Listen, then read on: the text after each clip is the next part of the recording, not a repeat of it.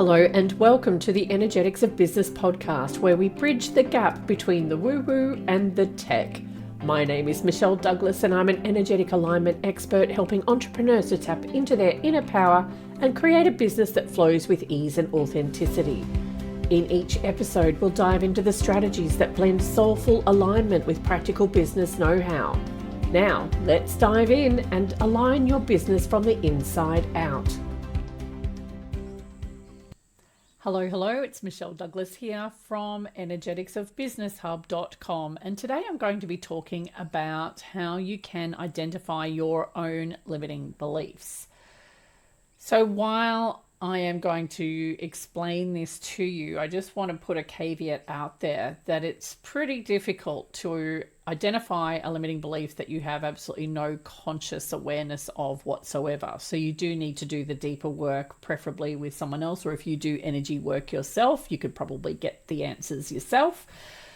But this will address those that are sitting sort of close to the surface. So you might be semi-conscious of them, or you might be aware of some things going on with your life that will help you to identify those limiting beliefs. And it's about asking the right questions a lot of the time.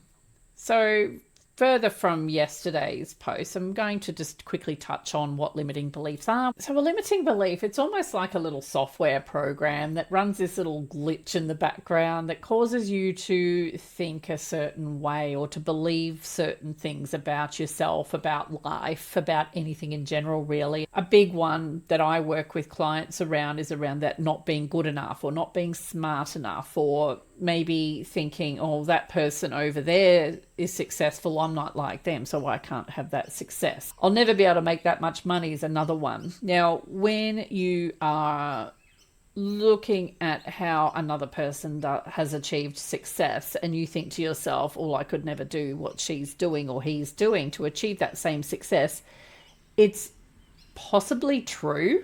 The reason why I say this is through my Akashic Records work, I have a really good understanding of how people are wired. And some people are wired to do things this way, some are wired to do things that way, and all of these little variations in between.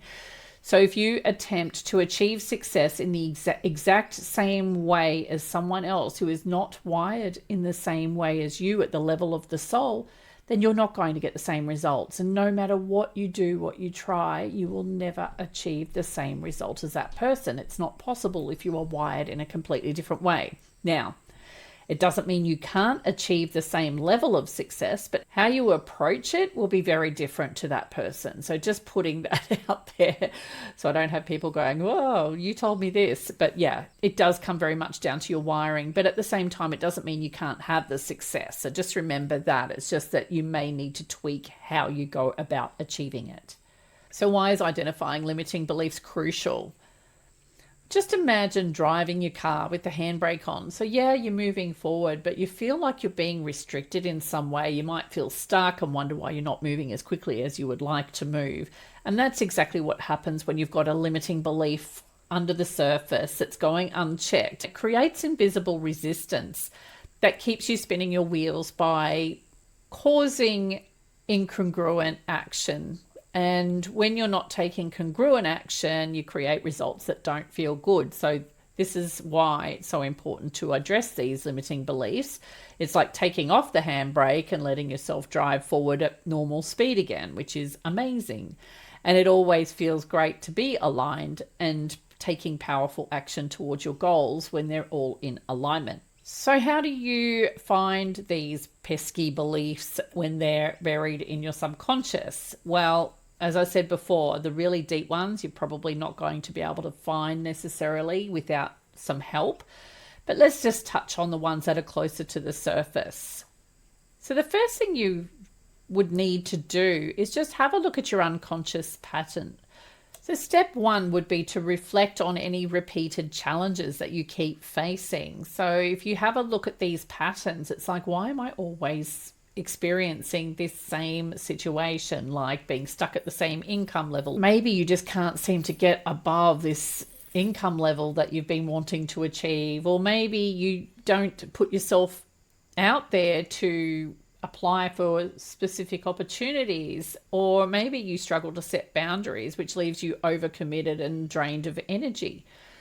When you see these recurring patterns, they are a message to you to tell you that something's going on. The next step is to pay attention to your inner dialogue. It's not always obvious what's going on inside that mind of yours, but you might catch yourself thinking, oh, I can't do this, or I'm not qualified enough, or worrying about failing, or I can't have that level of success because my personality isn't like that person's, that sort of thing. So pay attention to that, because that is driving your unconscious behavior. And once you've sort of start paying attention to this inner dialogue, you're going to start hopefully noticing how that is impacting on your actions.